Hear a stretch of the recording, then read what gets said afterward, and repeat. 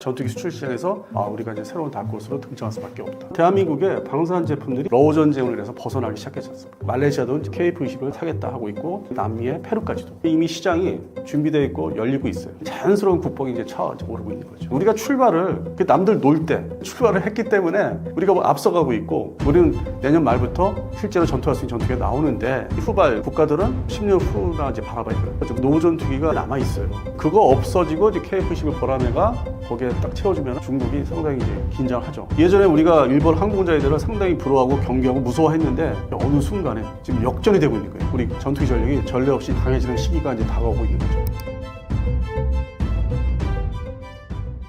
월간 디펜스타임즈 발행 안승범입니다. KF-21이 전 세계적으로 관심받는 이유가 무엇인가요?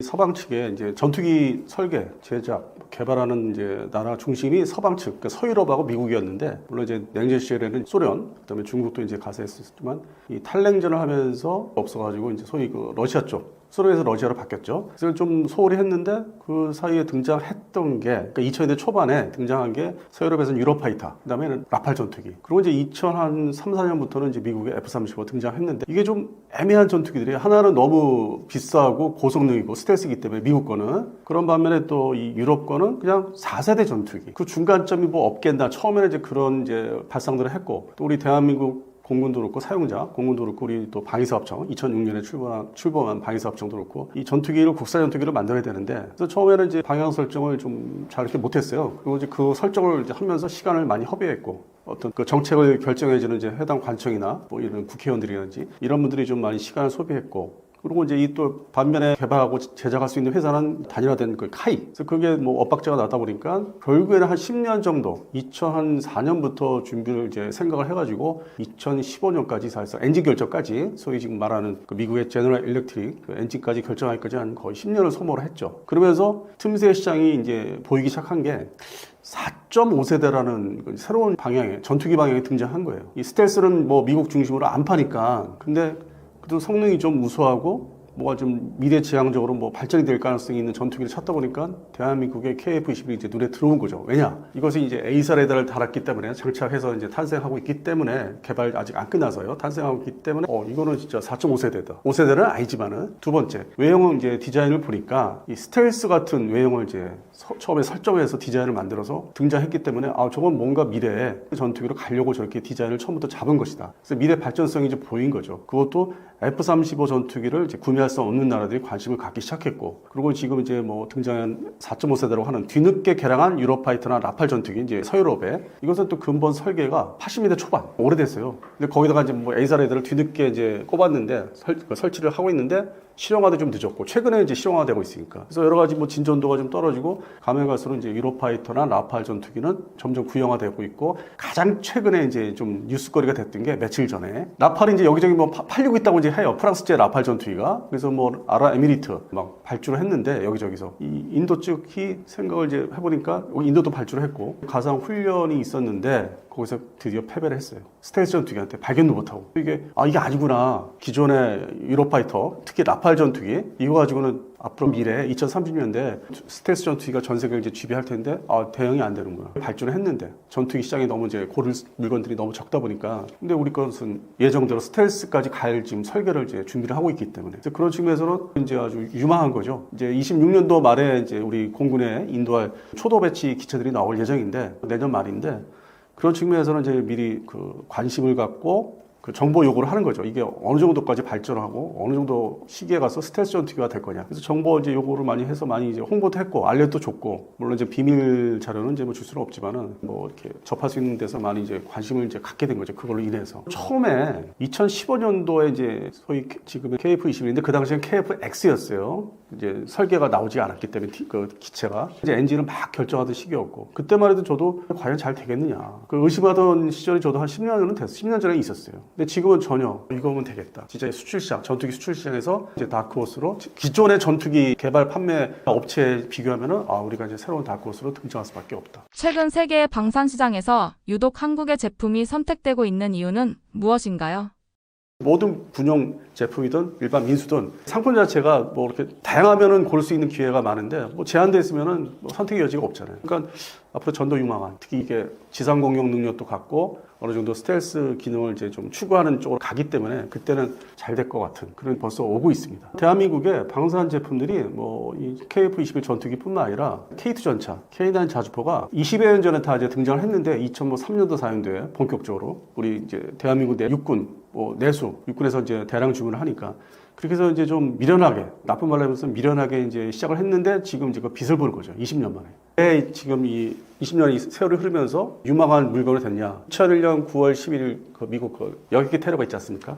그러면서 이 군사 무기 분야가 그거와 관련된 대테러 무기 쪽으로 집중이 됐어요. 개발과 상관없이 이런 헤비한 물건들 개발하고. 그래서 20년 동안 좀 미련한 것 같은데 그냥 밀어붙였으니까. 저도 뭐 10년 전, 20년 전만 해도 이게 과연 수출 시장을 나갈 수 있을까? 기껏해야 동남아 시장이나 멀리 가봤자 튀르키예 정도였는데 이제 러우 전쟁을 해서 벗어나기 시작했지 않습니까? 또 그것을 보고 있는 뭐 이제 그동안 고민을 못했던 뭐 말레이시아도 이제 앞으로 KF-20을 사겠다 하고 있고 저 멀리 남미의 페루까지도. 이제 그 전에 이제 F-50도 이제 뭐 발주도 하고 이제 그것도 흥미를 가지고 있기 때문에 그러니까 이제 뭐 하나는 좀 로우급 전투기라면은 하나는 하이급 뭐 엄밀히 말해서 미디어급인데 그들 입장에서 하이급으로서. 그래서 이게 이미 시장이 준비되어 있고 열리고 있어요. KF-21을 아주 뭐 관심을 가질 수밖에 없고 그런 이제 월간지나 다른 이제 플랫폼 가지고 이렇게 접근을 해보면은 뭐 소위 뭐 조회수라는 것도 있고 그다음에 월간지 같은 건 판매잖아요. 잘 돼요. 다른 무기 체계들 하면은 뭐 좀 이렇게 인기가 덜하고 뭐 저도 이제 좀 KF-21을 이제 많이 아이템을 막 쪼개서 뭐 월간지에 낸다든지 그래도 그거는 또 관심들이 많아요. 그리고 일반적으로 사회적으로 열심히 뭐 일을 하면서 이런 걸 접근할 수 없는 그러니까 시간상으로 이제 어려운 분들이 있어요. 특정 직업을 얘기하기는 좀 그렇고 그분들이 KF-21 때문에 밀리터리 매니아가 됐다. 제가 많이 놀랐어요. 하다못해 뭐 이동하는 택시 안에서도. 그래서 이게 진짜 국뽕이구나. 물론 우리 폴란드에 수출하고 있는 뭐 K2 전차나 K9 자주포가 있는데 그것보다 더 단계가 더 높은 인기도. 그래서 이제 국뽕이라고 해서 이렇게 한쪽으로 이렇게 배치가 했는데 자연스러운 국뽕이 이제 오르고 있는 거죠. KF-21이 갖고 있는 기술적 특장점은 무엇인가요? 사실 엄밀히 얘기해서 KF-21에만 있는 기술력이라고는 할 수 없고 그 외부에 도움 없이 자력으로 다 뭐 개발을 했느냐를 따지는 거 그 내용이거든요, 실제로는. 이제 엔진은 뭐 다들 아시다시피 이제 미국제 제너럴 일렉트릭 F414 엔진을 이제 선택해서 그게 이제 면허 생산에서 장착이 되니까 그 부분은 제외하고 소위 전자주사식 에이사 레이더를 뭐 끄고서 이제 적기를 탐지하는 뭐 전자과학 장비, 뭐 일렉트릭 옵티컬, 그다음에 IR, 센서. 저고도로 이제 적진 침투할 때 막 산을 이렇게 피해서 가는 우리 영화에서 보셨죠? 탑건에서 보시면은 탑건 2에서 그런 기능, 뭐 TF 기능인데 지형 회피하는. 그러면 이제 적 미사일을 쏘면 그 교란시켜서 딴 데로 가게 만들어야 되는 전자전 방해 장비. 그래서 이게 4대 장비를 우리나라 기술, 그동안 쌓아놓은 기술 가지고 개발을 단시간 내에 했다는 거. 상당히 드물 거죠. 선례도 있어요. 선례 국가가. 엔진까지 포함해서 다 자기들 걸로 기관포까지 해서 하는 나라가 있죠. 서방 측에서 프랑스. 라팔 전투기입니다. 전투기 개발 역사, 진입한 역사가 짧은데도 불구하고 이제 4대 핵심 장비를 다 개발하고 프랑스의 옛날 과정에 비교해서 프랑스가 한 50년 동안 쌓은 그 과정을 우리는 거의 뭐 20년 이내 건너뛸 수 있는. 그래서 그런 게 대단한 거죠. 빨리 진입을 하는 거. 물론 이제 요즘에 뭐 컴퓨터 공학이라든지 뭐 소프트웨어 문제 그런 게 이제 도움이 상당히 되고 있어요. 이게 소위 그 컴퓨터 공학, 소프트웨어 뭐 캐드 캠으로 이제 설계하는 그 부분이 또 있기 때문에 이 KF-21이 공학 때문에 좀 빨리 진입할 수 있었던 이제 많이 도움이 됐죠. 20년 사이에. 이전에는 뭐 생각할 수 없었던 건데 왜냐면 2000년도 이전에는 뭐 미국과 공동 개발한 그 소위 그 훈련기, 초음속 훈련기 T-50, 물론 전투기형 버전은 F-50인데 미국의 도움을 받았어요. 그 이후에 그 기술을 잘 축적을 해서 이제 바로 우리가 독자 개발하는 전투기로 이제 올 수 있었던 것. 이게 과정도 되게 짧다. 저도 많이 좀 놀라고 있죠. 90년대는 이 생각을 못했어요. 이럴 거라고. 이제 97년도에는 지금의 그 한국 항공우주산업 카이죠. 삼성항공이 이제 주도 이런 걸 하는 업체였는데. 그때 당시에 보도자료를 이제 최근에 이제 뒤져가지고 발굴해서 보니까 일단 예측은 됐는데 나 그때는 안 믿었거든요. 96년, 7년도에. 근데 지금 다 실현이 되고 있더라고요. 카이로 바뀌면서 1999년 카이로 이제 통합되면서 회사들이. 다시 한번 놀랐어요. 이게 대한민국이 여러 분야에서 저력이 있다 하는데 특히 밀리터리 저력은 엄청나고 대단한 거. 이건 이제 뭐 방송을 위한 멘트가 아니라 그냥 자연스럽게 최근에 이제 막 올라오는. 그래서 자신감이 이제 생기고 또 그 다음 전투기 지금 KF-21 다음에 전투기가 벌써 기대가 되는 2035년도 이제 가면은 그 다음 전투기를 또 개발을 해야 되거든요. 이걸 기반으로 벌써 이제 기다려 지는데 그러면 이제 그러한 또 4차 세대 전투기 국산 전투기가 등장할 때쯤 되면 2040년대 중후반인데 야 그때 내가 나이가 몇 살일까 그런 걸 이제 걱정하고 있습니다. 오히려 우리가 해내는 거는 당연히 이제 믿게 되고 제 오히려 나이를 걱정하고 있습니다. KF-21을 다른 4.5세대 전투기들과 비교했을 때 얼마나 앞서간 건가요?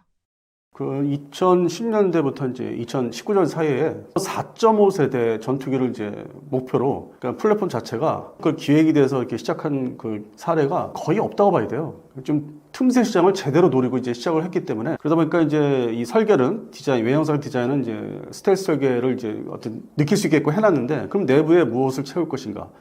그러다 보니까 이제 아까 앞서 말씀드린 대로 이제 이런 A사 레이더가 이제 전자 주사식 레이더가 핵심인데, 이것을 소위 이제 너네 국산 전투기에 이것을 가져가서 인티그레이션, 접목을 해서 전투 성능을 이제 발휘하라고 이렇게 선뜻 해주는 나라가 없었는데, 결국에는 이제 자력으로 했다는 게, 지금 2035년 넘어가면서 주변국, 뭐 중국도 있고 일본도 있는데, 또 서유럽에 이제 뭐 영국, 프랑스, 뭐 독일도 있고 이태리도 있고, 이러한 나라들이 대테러 전쟁 기간 동안에는 이제 뭐 중국을 제외하고요, 자체적으로 스텔스 전투기에 대해서 이렇게 투자해야 되겠다, 만들어야겠다, 그 생각이 그렇게 크지는 않았는데, 대한민국의 이제 KF-21이 처음에 이제 등장하면서 2022년 뭐 처음 첫 비행을 했지만은, 그 전후로 해서 이거 안 되겠다, 5세대 전투기 개발을 해야 되겠다. 근데 이제 그 외형상의 상품 포장은 6세대라고 이제 말을 해요. 그렇게 바로 진입할 수 없는데, 6세대는 미국도 지금 서로 못 되는 분야인데, 그걸 건너뛰어서 할 수 없는데 상품 자체는 6세대라고 하면서 대한민국도 하는데 우리가 손 놓고 있다가는 밀리겠다. 그렇게 해서 이제 영국이 이제 여러 다국적 공동 개발해서 일본까지 끌어들였지만은, 뭐 GCAP라고 하는 전투기 3개국, 4개국 뭐 해가지고, 프랑스는 또 FCAS라고 독일하고 또 손잡고, 뭐 스페인이나 정도. 그게 다 이제 우리나라 이제 KF-21을 보면서 영향을 많이 줬죠. 물론 이제 미국의 F-35는 뭐 20여 년 전에 이미 등장을 했기 때문에, 그거는 이제 그냥 저게 뭐 제대로 뭐 스텔스 성능이 나오겠어, 아니면 이렇게 제대로 뭐 비행을 하겠어 하는 게 이제 어떤 좀 비꼬는 식으로 이제 했는데, 이 KF-21을 보면서 적극적으로 나서게 된 거죠. 이제 일본도 그렇고, 일본도 막 서둘러서 이제 영국 가서 이제 이태리하고 손잡고 지금 공동 개발 이제 본격 진입을 이제 하고 있는데, 근데 문제는 우리가 출발을 남들 놀 때 출발을 했기 때문에 우리가 뭐 앞서가고 있고, 또 이게 선진국인데 이 후발 국가들은 그렇게 해서 이제 실용 전투기를 서둘러서 내놔봤자 2035년입니다. 만 10년 이후에요. 우리는 내년 말부터 실제로 전투할 수 있는 전투기가 나오는데, 그들은 이제 뭐 10년 후나 이제 바라봐야 되는. 뭐 프랑스 같은 경우는 더 걸릴 것 같아요. 근데 걔네들이 헤매는 게 있어요. 서로 이견차도 있고 해서 그거를 역사적으로 전투기 개발사에서 많이 보여줬기 때문에, 그러면서 우리가 상당히 지금 앞서가고 있어요. 출발을 빨리 한 거예요. 이제 스텔스 전투기를 지향을 하는데, 그 목표로 했는데, 그걸 대놓고 얘기하면은 이게 뭐 견제가 들어올까봐 그 얘기를 꽁꽁 숨기면서, 근데 이제 그러면은 왜 외형상 스텔스냐, 그게 아니라 내부 무장창, 핵심이 되는 내부 무장창, 이거에 대한 거는 이미 그 그림을 2018년도에 이미 공표를 했었어요. 이거를 지금 여러 매체에서 그걸 아주 대놓고 지금 뭐 홍보를 하고 있지 않은데, 그러니까 처음부터 스텔스는 사실 속에다 마음속에 생각하고 이제 시작한 전투기이기 때문에, 이제 그러한 게 저 서유럽에 이제 많은 영향을 줬죠. 대한민국 기술보다 앞서는 쪽으로 해서 좀 더 새로운 기술을, 소위 6세대 들어갈 만한 기술을 몇 가지를 차용을 해서 넣으면은 최소한 5.5세대, 뭐 5.8세대 실제적으로 그런 거를 하고 있는데, 물건이 아직 안 나왔으니까, 그러면서 우리가 참 시기를 잘 잡았고, 물론 이제 그거를 처음에 기획할 때는 고민을 많이 했는데, 뭐 서로 이제 논쟁도 많았고 했는데, 이게 하여튼 뭐 성공적인 방향으로 가고 있고, 그 사이에 지금 이제 2022년에 첫 비행을 했는데, 우리가 아는 그 사고, 그러니까 뭐 소소하게 뭐 급히 뭐 착륙을 해야 되는지 뭐 이런 건 있을지언정, 물론 이제 발표는 뭐 그런 건 이제 언급을 안 하는데, 뭐 대표적인 사고 사례도 없고, 그러니까 순조로운 거예요, 개발이. 그러니까 해외에서 볼 때는 어떻게 전투기 난이도가 있는 전투기 개발 때 소소한 어떤 사고들이 많을 텐데 어떻게 저렇게 문제없이 하느냐. 그것이 이제 그들한테는 상당히 이제 놀라운 거죠. 그리고 뭐 앞으로도 없길 바라면서 또 없을 거라 보고 있고. 그래서 지난번에 방위사업청에서 이제 한번 자랑스럽게 발표했죠. 일천의 뭐 소티, 일천의 뭐 비행을 무사히, 무사고로 잘 했다. 이제 홍보하는 건 중요한데, 우리 관청에서 좀 더 비행을 한 상태에서 좀 발표를 했으면 좋았을 텐데 하는 아쉬움이 있죠. 너무 좀 성급하게 자랑을 한 거 아닌가. 그런 면은 없지 않아 있습니다. 중국이나 일본은 KF-21에 대해 어떻게 반응하고 있나요? 되게 이제 중국을 이제 많이 얘기를 해요. 그러니까 이제 가상 적국이 될 수 있기 때문에 아주 그냥 뭐 국가적으로 그 역사가 이제 흘러내려온 게. 근데 저는 이제 중국은 이제 당연한 거고, 그쪽에서 우리 이거에 대해서 이제 뭐 견제, 경계, 공군의 전투기의 어떤 그 질적인 측면에서 상당히 이제 아주 탄탄해지는 거거든요. 그러니까 저급한 로우급 전투기가 다 사라지게 하는 효과도 있고, 최소한 미디엄급, 그 다음에 하이급으로 이제 똘똘 뭉친 전력이 되기 때문에 400여 대. 그게 효과를 이제 볼 수 있는 게 2030년부터. 이제 바로 앞에 있는, 우리가 이제 뭐 해외 여행을 할 때 이 중국 갈 때 비행기 타보면은 뭐 1시간 거리잖아요. 사실상. 우리 서해안 가면은 가까운 거리잖아요. 그러면 전투기 속도로 따지면 더 빨리 뭐 1시간이 아닌 초음속을 안 내더라도, 일반 고암속으로 내더라도 뭐 한 4, 50분이면 그냥 뭐 이렇게 서로 진입할 수 있는. 그러니까 뭐 베이징 국경의 후방에 있는 뭐 전투기 기지들이 그 정도로 가까운 나라이기 때문에 대한민국 공군이 북한 상대로 그것만 이제 그동안 해왔는데 자기들한테도 견제가 되는. 아직은 25년 2월 현재 아직은 로우급이라고 해서 좀 성능이 아주 뭐 안 좋은 전투기, 노후 전투기가 또 지금 61대 남아 있어요. 근데 이거는 조만간 이제 KF-21 보라매 전투기가 양산되기 시작하면 이제 없어질 건데. 근데 뭐 저는 이제 개인적으로 이제 그 빨리 당장 버려야 된다 이제 그런 생각도 있지만 어쨌든 뭐 이 공군의 행정이라든지 합참, 국방부에 또 계획이 있으니까 한 2, 3년은 더 기다려야 될 것 같고. 그래서 그거 없어지고 이제 KF-21 보라매가 거기에 딱 채워주면 중국이 상당히 이제 긴장하죠. 미국 입장에서는 이게 한미연합 공군 전력이기 때문에 만약에 유사시에 동북아에서 뭐 3차 대전 규모의 전쟁이 난다. 뭐 대만 양안 사태, 뭐 북한이 또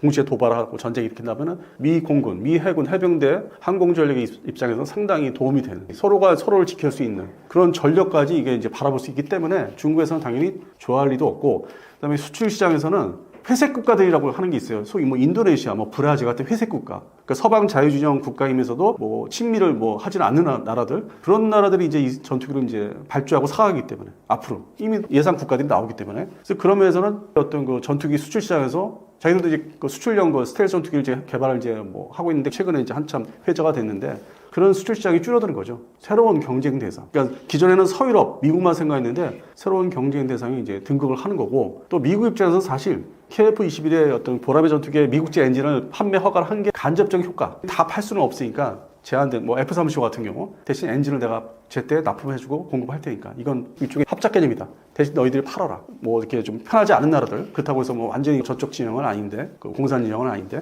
그래서 그런 측면에서는 미국이 좀 기대하는 바가 있고 중국은 이제 그게 점점 커질 거기 때문에 걱정하고 경계를 이제 하기 시작하는 거죠. 두 번째는 이제 일본인데 일본이 사실 그 1950년대 후반부터 2000년대 초반까지는 공군력이 뭐 막강했어요. 무슨 자위대라고 그러죠. 항공 자위대인데 말 그대로 뭐 쳐들어간다는 목적이 아니라 들어오는 거는 다 내가 수비할 수 있고 막을 수 있다. 그런 그 공군의 전투기 전력으로서 미국이 지금 좀 키운 게 있어요. 너희들이 쳐들어가라는 의미가 아니라 들어오는 전투기 다 막아라. 그래서 그 전력이 미국이 판매해서 면허 생산한 F-15J 전투기. 그게 뭐 201대까지, 201대까지 만들어서 면허 생산해서 배치를 했는데 세월이 흘러서 소위 그 20년 대테러 전쟁 시작된 시점부터 이게 노후 전투기로 분류됩니다. 이게 이제 미국 공군에서 사용하는 전투기인데 미국 공군에서는 F-15C/D 이글 전투기인데 미 공군 지금 조만간 다 퇴역시켜요. 올해 기준으로 그 정도로 이제 구형 전투기가 돼버렸어요. 예전에 우리가 일본 항공자위대를 상당히 부러워하고 경계하고 무서워했는데 어느 순간에 지금 역전이 되고 있는 거예요. 거기에 이제 결정타를 날리는 게 KF-21 보라매. 이제 배치돼서 운영하면은 일본도 뭐 외형상으로는 이제 뭐 이 공산 지형을 이제 상대하기 위해서 한미일 뭐 연합 훈련도 하지 않습니까? 그런 면에서는 뭐 잘 됐다 하는데 속으로는 상대적으로 되게 이제 좀 못마땅 편하지 않은 그런 이제 상황으로 이제 점점 한 해가 갈수록 1년 단위로 갈수록 이제 불편해지는데 그러다 보니까 지금 자기들이 그 영국 가서 이태리하고 이제 공동 개발한다는 GCAP 급해지게 된 거죠. 근데 뭐 앞서 말씀드렸다시피 그 물건이 양산 배치해서 초도 제품이 나오려면은 빨라야 2035년. 그 사이 우리는 이미 KF-21 보라매 120대 생산은 다 끝나서 운영을 한참 하고 있고 이제 숙련도가 높아지죠. 조종사들이 운영하는 부대나 지휘관들이. 그래서 이제 또 한편은 저는 이제 기대하는 게 그러면 그 다음 전투기, 소위 KF-XX가 이제 또 우리가 기획이 될 시점이고 이게 참 그 서방 측의 서유럽 국가나 일본 입장에서는 미미한 뭐 반발짝, 한 발짝 뭐 늦게 된 그 기획 자체도 그런 측면에서는 좋아하지는 않죠. 중국은 이제 또 실제 전쟁을 이제 서로 할 수도 있기 때문에 공주전을 그런 측면에서는 기대가 이제 되는 거죠. 실제 전력 측면에서 보면은 이제 좀 지금보다는 좀 강해지는 우리 전투기 전력이 전례 없이 이제 강해지는 이제 시기가 이제 다가오고 있는 거죠. KF-21 수출이 국내 방위 산업에 미친 경제적 효과가 상당하다는데 어떤 내용일까요? 그 이제 전투기 KF-21 보라매 전투기 생산하는 이제 업체가 이제 카이인데 그냥 꾸준해요. 왜냐면 기존에 수주 발주를 받아서 그거 이제 만들기 바쁘기 때문에 그거 다음으로 이제 넥스트 다음으로 이제 KF-21 보라매를 주문을 받아서 생산이 이어지는 거기 때문에 그냥 평균치로 이렇게 쭉 갈 수 있어요. 안정적으로. 뭐 급격히 회사가 뭐 커진다든지 수익이 막 남는다든지 그럴 거라 보지는 않고 그냥 안정적으로 한다는 거. 우리 생산업체는 전차 업체, K2 전차. 사실 그 러우 전쟁 나기 전에 폴란드 발주에는 회사가 망할 뻔했어요. 뭐 국내 수주도 안 되고 파워팩 문제도 있었고 러우 전쟁 터지면서 갑자기 회사가 살아난 거죠. 제가 이제 미팅이 있었습니다. 그 업체들하고. 그래서 물어봤어요. 남는 건 없죠? 예, 없습니다. 망하기 일보 직전에 회사가 빚진 게 갚느라고 지금 그 이익이 좀 들어오기는 있는데 그동안에 밀린 빚, 그거 갚느라고 좀 정신이 없습니다. 그래서 그냥 안정적으로 이제 좀 이렇게 자리를 잡으려고 노력하는 측면이 좀 강합니다. 이제 전차 회사고요. 그다음에 자주포. 자주포 회사는 진짜 실제적으로 이익이 많이 남는데 모체 회사가 그 자기들 계열사 중에 케미칼. 제가 이제 하나 말씀드리는 거예요. 그래도 뭐 이렇게 안정적으로 왔다가 최근에 뭔가 적자로 돌아선 게 있어요. 뭐 대내외 환경 때문에 적자라면 또 메꿔야 되잖아요. 그럼 그 비 불을 끈다고 해서 K9 자주 뽑아는 그 이익금, 그 캐시, 현금 가지고 이렇게 글로 해주고 돌려주고 뭐 여러 가지 방법이 있겠죠. 뭐 계열사 또 뭐 통제하는 것도 있으니까 또 뭐 국가적으로 아니면 사회적으로 어쨌든 그거를 그쪽으로 쓰고 있기 때문에 제가 봤을 때 방산업체들이 이게 러우 전쟁 뭐 터져가지고 뭐 남의 불행이지만 만 3년, 4년짜 이렇게 접어들기 때문에 정말 뭐 안정적으로 뭐 미국의 방산업체나 뭐 서유럽의 아주 대표적인 방산업체만큼 제대로 남는 상황은 아니라고 봅니다. 안정적으로 앞으로 가자. 지금 뭐 우리 말씀 주신 대로 어떤 이제 새로운 그 대상국을 개발을 하자. 그러려면 새로운 제품이 있어야 되잖아요.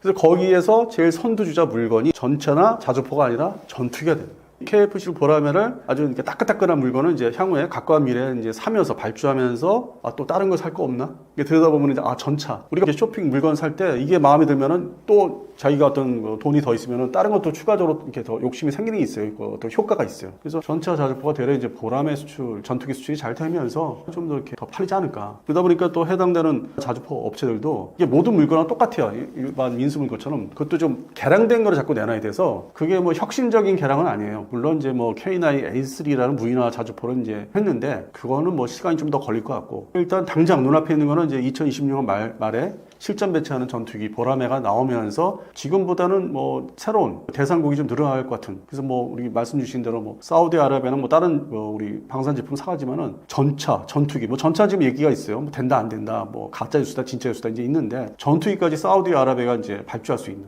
사우디아라비아는 미국제, 영국제 아주 그냥 고급 사양만 사가는 나라였거든요. 근데 최근에 이제 문제가 된 게 아무리 미국하고 친해도 그 스텔스 전투기는 안 팔아요. 왜? 근본적으로 이슬람 국가이기 때문에 경계심이 미국에 있어요. 9.11 테러도 당했기 때문에. 기존에 스텔스 전투기를 제외한 4세대 전투기를 4.5세대로 개량한 것까지는 팔아요. 거기까지는. 플랫폼이 말씀대로 4세대 전자주사식 레이더를 꽂은 개량형 뭐 유로파이터도 마찬가지고 뭐 라팔도 이제 뭐 생각하고 있고 이게 다 섞여 있는데 그 정도인데 그래도 이제 궁극적으로 결국 뭐 시간이 흐르면서 스텔스 전투기를 도입을 해야 된다. 저 이스라엘은 갖고 있는데 이스라엘하고 뭐 싸우지는 않지만은 잠재적으로 갖고 있어야 된다. 이제 그런 생각을 끊임없이 하고 있기 때문에 물건을 찾다 보면은 야 그럼 당장 가까운 미래에 살 수 있는 게 뭐냐? 그러니까 이제 2030년도 이전을 말씀드린 거예요. 딱 보니까 저 영국 주도 그 GCAP 아직 물건은 제대로 안 나왔어. 프랑스 주도 F카스 그것도 아직 완성이 안 됐어. 더 있어야 돼. 개발은 열심히 하는데. 근데 쟤네들이 전통적으로 서로 싸우면서 개발하기 때문에 제 시간에 안 나와. 그러면 러시아 물건 사면은 제재 요청 받아요. 러시아 전투기 살 수 없고 또 친미 국가이기 때문에 외형적으로는 마찬가지예요. 중국제도 손을 댈 수 없고 우리한테 이제 기회가 오는 거죠. 친한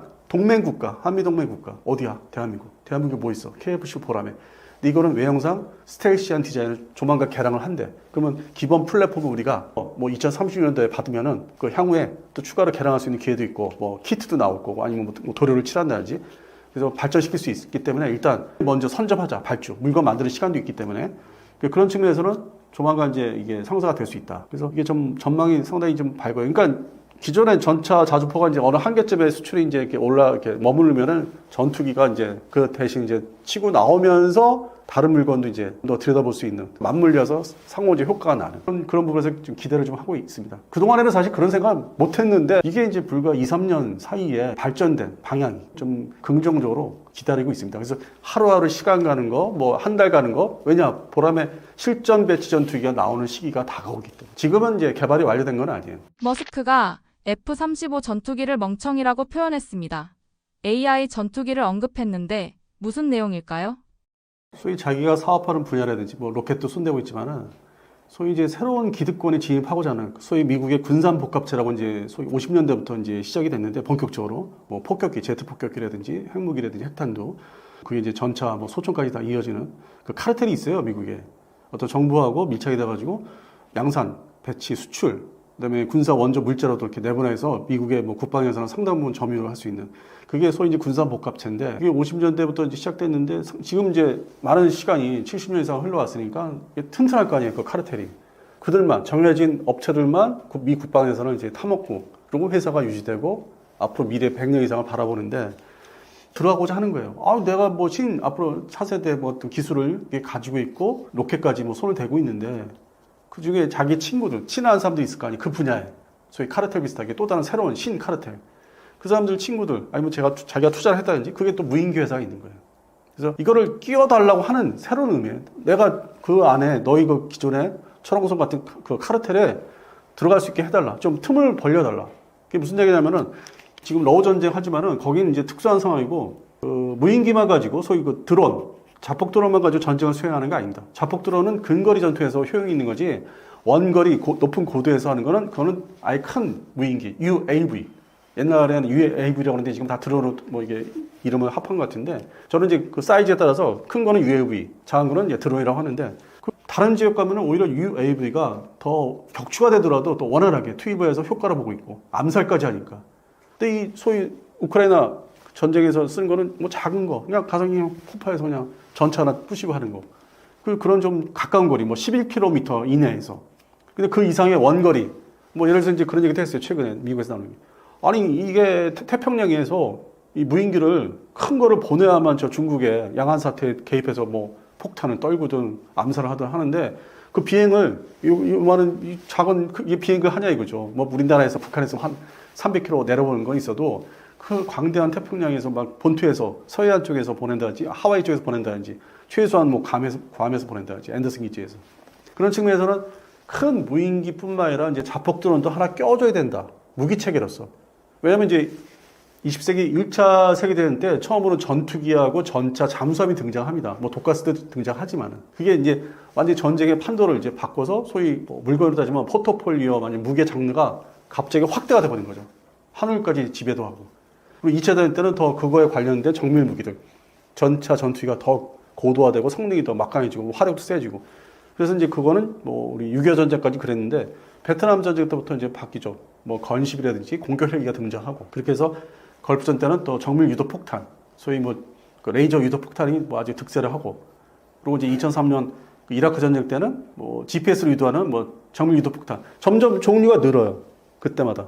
근데 실제 뭐 첨단전, 현대전을 다 수행하려면은 이게 물건 종류가 늘어나는 거지 이렇게 어느 특정 무기만 가져서는 전쟁 수행이 안 돼요. 그래서 우리나라도 이제 드디어 자폭 드론 이제 발표했지만은 그저께.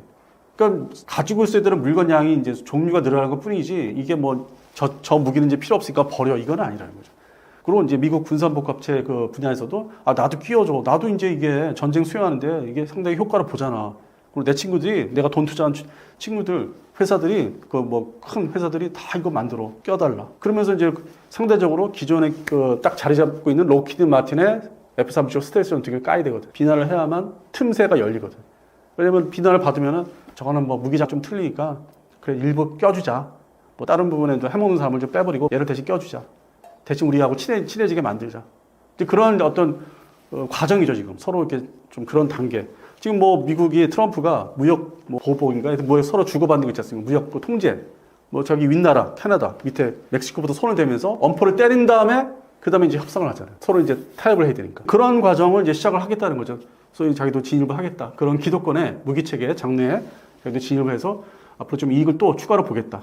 기존에 뭐 우리가 알려진 그런 분야뿐만 아니라 요것도 돈이 되니까 미 국방부의 국방비라는 게 아주 이게 꽁돈이다시피 하여튼 거저 받을 수 있기 때문에 제대로 물건 납품하면은 만들어서 주면은 아주 보장된 사업 분야이기 때문에 이것도 내가 계열화 다양하게 해야 되겠다는 이제 그런 속셈. 그러니까 처음에 이제 건드려야죠. F-35 쓸모없다고. 근데 뭐 미공군이나 미 해군 해병대가 이미 거기에 20년 전에 올인하기로 했기 때문에 그 내부에 마피아 같은 군산 복합체들이 이미 결정 내린 지가 20년 전이기 때문에 그거를 한순간에 무너뜨릴 수 없다고. 대신 이제 끼워주겠다는 거는 이제 끼워달라. 이제 이런 게 시작은 된 거죠.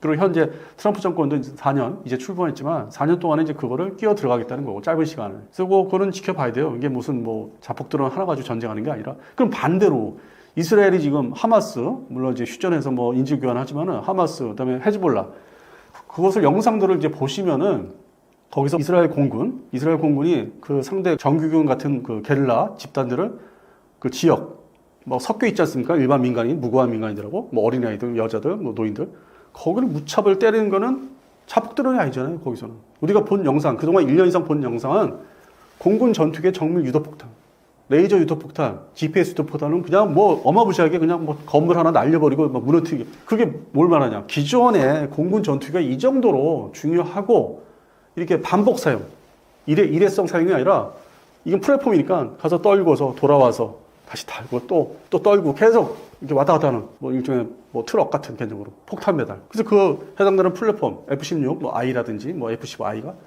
뭐 상대방이 정규 같은 게릴라이기 때문에 높은 하늘로 이렇게 올라가는 지대공 미사일이 없다시피 하니까 뭐 적어도 대공 미사일이 있는데 안 내려가죠. 높은 곳에서 다 이렇게 유도폭탄 쏘기 때문에. 근데 떨어지고 우리가 화면을 보면은 뭐 그냥 건물 하나 사라지잖아.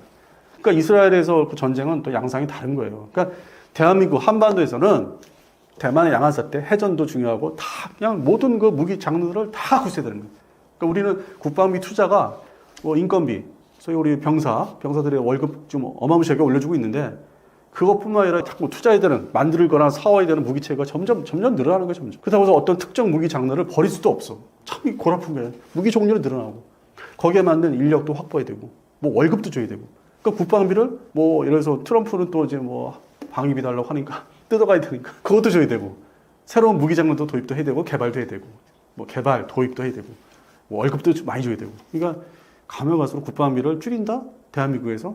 그건 불가능하다. 저는 그렇게 보고 있습니다. 이렇게 어떤 처음에 이제 얘기가 미국 얘기부터 시작됐는데 점점 우리가 숙제가 이런 돈 쓰는 것도 늘어나는 거죠. 뭐 KF-12 보라면은 첫 번째는 이제 뭐 우리 기다린 시간이라고 하면은 이런 부분은 이제 또 돈 문제가 또 작용하는 거예요. 앞으로 트럼프 정부는 국방비를 어디에 집중하게 될까요? 이 트럼프가 실제적으로 미국 입장에서 보면은 보수적인 사람이거든요. 보수 세력이에요.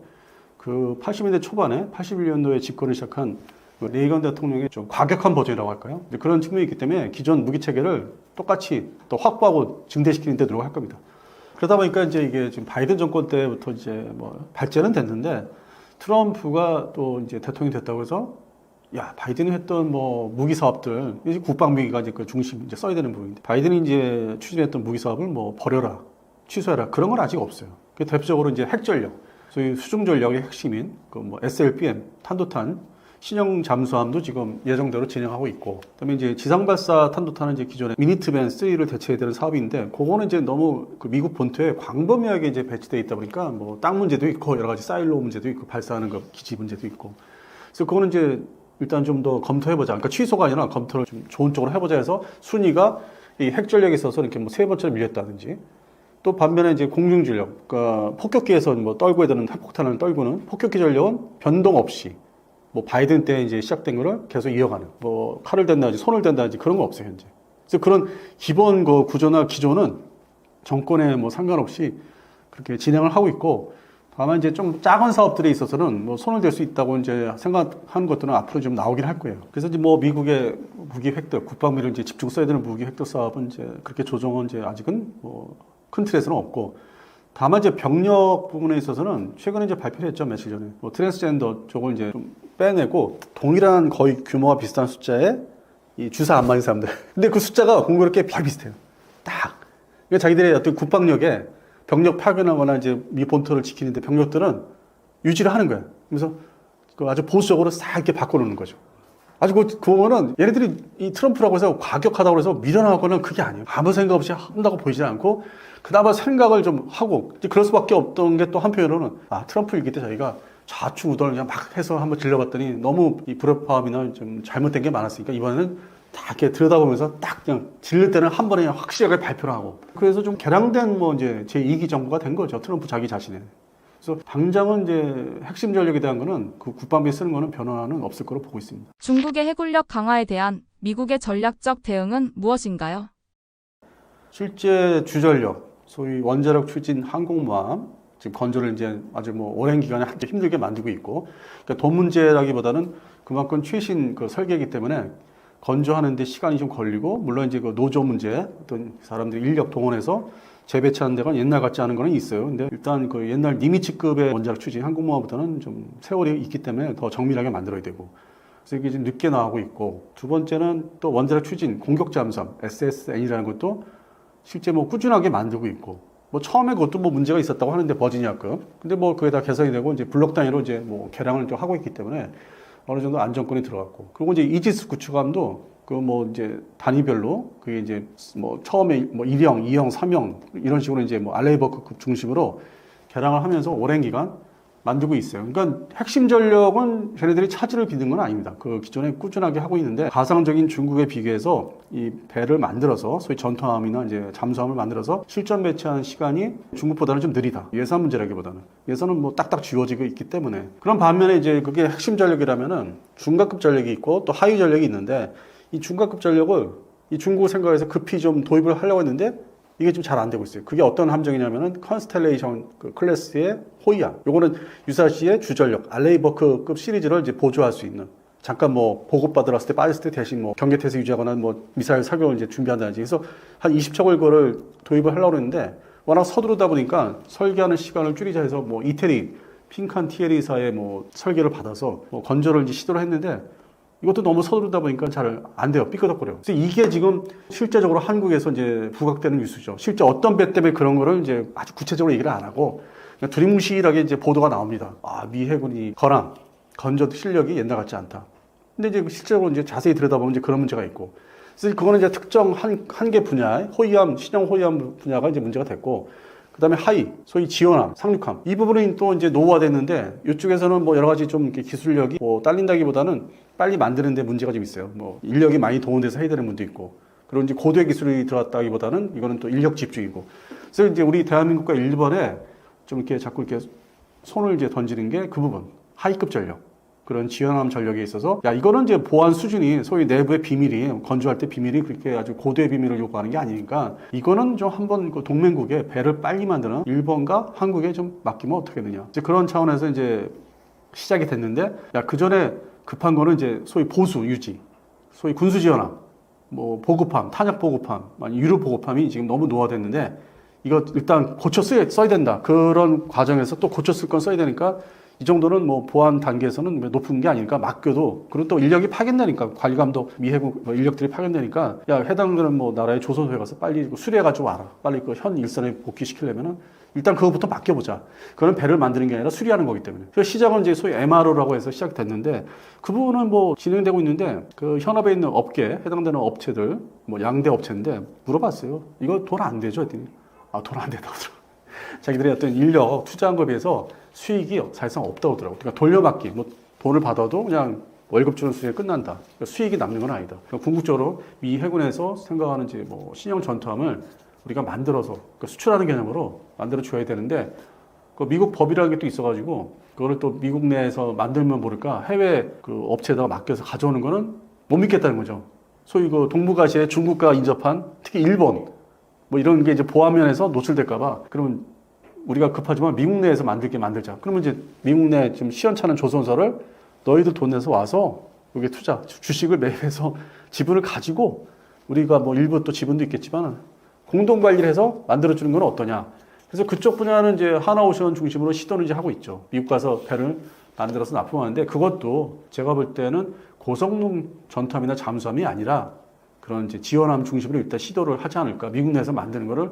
근데 그게 과연 그렇게 해서 이게 수익이 해당 업체에서 생각한 만큼 나올까. 순수한 수출이 아니기 때문에. 미국도 철저하기 때문에 뭐 포 뛰고 차 뛰고 하다 보면은 그 해당되는 뭐 미 해군 좋은 일. 물론 이제 동맹국의 차원에서는 전력이 다시 원상복귀될 수 있는 그런 도움을 주는 건데 그런 차원에서 한 4년 동안은 이제 업체적 대치를 할 것 같아요. 그리고 진짜 미국이 뭐 생각을 완전히 바꿔서 미국 내에서 전투함까지 만들어줘 하는 거는 그 최상위급에 들어가는 건 소위 컨스텔레이션급 호위함. 그거를 뭐 공동 건조를 한다든지. 아마 그게 최선의 같은 그 순서인 것 같아요. 그 지금 올라가 봤자. 그 이상은 허용을 안 할 것 같습니다. 마치 미국이 스텔스 전투기에 뭐 동맹국 관리를 판매를 수출했어도 철저하게 관리하듯이. 아주 유명하지 않습니까? 스텔스 전투기 F-35 접근조차 못하게 했던 시절도 있었고 지금이야 이제 일부 접근이 되는데 정비도 맡긴다고 하지만은 그런 수준의 관리를 하는 나라이기 때문에 그래서 소위 어떤 일반 언론이나 다른 데서 얘기하듯이 뭐 그게 뭐 우리가 미 해군에 뭐 수출할 수 있다, 뭐 MRO가 수익이 있다 그거는 아니라고. 그러니까 동맹 차원에서 하는 거다 이거죠. 뭐 전력 서로 유지하기 위해서. 한국의 조선 기술과 군함 건조 능력은 어느 수준까지 도달했고 발전 가능성은 얼마나 있을까요? 대한민국이 뭐 호주에 호위함 수출하려다가 뭐 실패했는데 뭐 그건 또 다른 이제 얘기가 있어요. 뭐 업체 간의 싸움이 심하고 뭐 가서 고자질하고 해당 나라에 뭐 서로 고자질하는 게 또 있었고. 그래서 또 그거는 이제 어떤 영업 세일즈에서 서로 잘못한 게 있는 거고. 근본적으로 이제 저는 이제 군사 매니아 입장에서 물론 이제 뭐 현업에서 이제 종사하고 있지만은 디자인 설계가 현재까지는 그냥 아주 그 흔한 그 시쳇말로 구려요. 아주 그냥 쌈박한 좋은 그 디자인이 아니에요. 국산 호위함을 얘기하는 겁니다.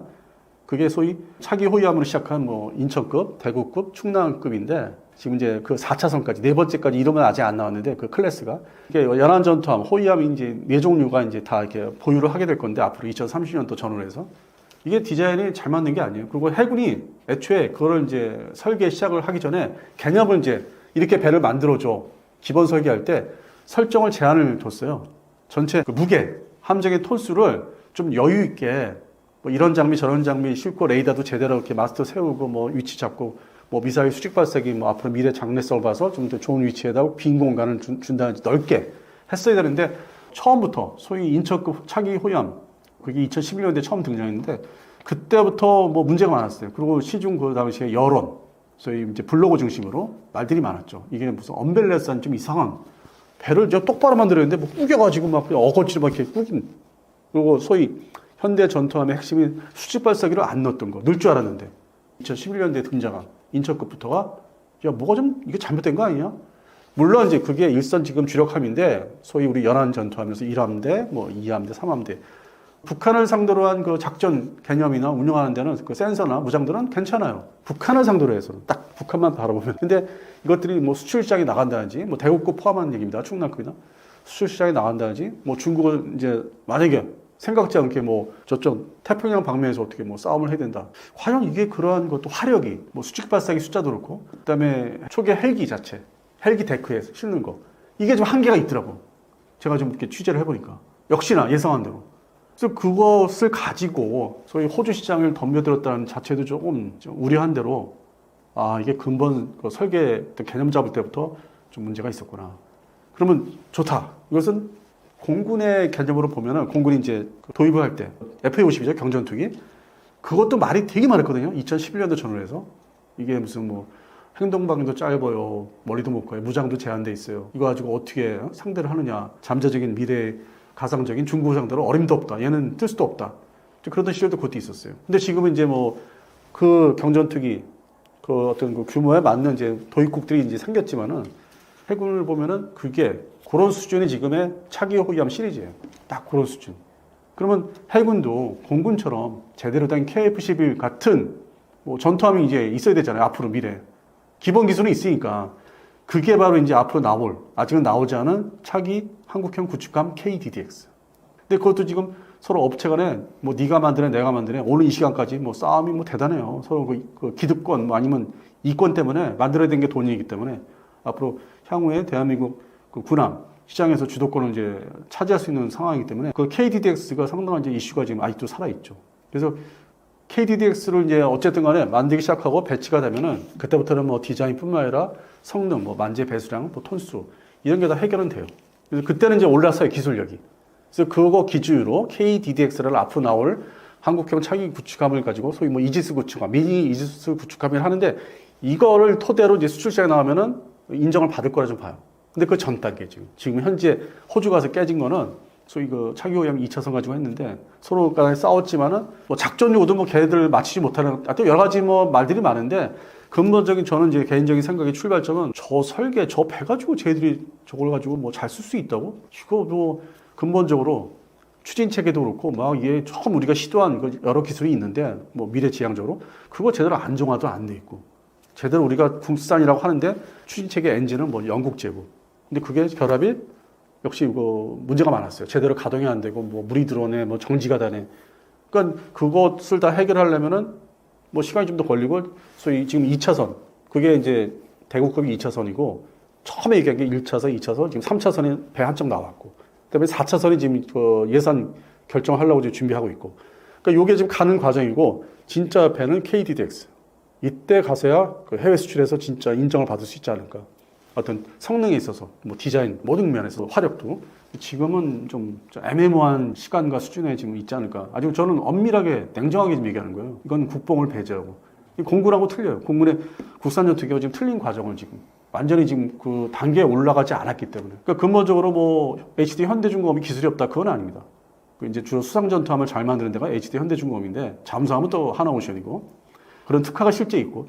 근데 HD 현대가 또 왜 기술력이 있냐면은 미국의 이지스함을 이제 그 기술을 도입을 해서 한국형으로 만들었기 때문에 그거는 문제가 없기 때문에 그게 이제 1차 사업, 2차 사업을 지금 하고 있는데 그런 부분에서는 미국의 어떤 이지스함 만드는 기술 인정을 받았으니까 그래서 그것이 소위 미국 그 알레이버급에 준하는 한국형 이스 구축함을 만든 기술 가지고 KDDX에다 접목을 시키면 이제 그때부터 뭐가 이제 바뀌는 거죠, 상황이. 근데 지금까지 했던 차기 오염 1, 2, 3, 4 이거 가지고는 이게 좀 아직도 뭐 이렇게 완전히 해결된 그 사업들이 아니기 때문에 그 부분에서는 이거를 또 그쪽으로 이어가기는 좀 그런 거죠. 뭔가 이렇게 매치가 안 되는, 지금 이어지지 않는. 그래서 해군 사업의 함정 사업은 좀 사실 뭐 갈 길이 멀어요, 제가 볼 때는.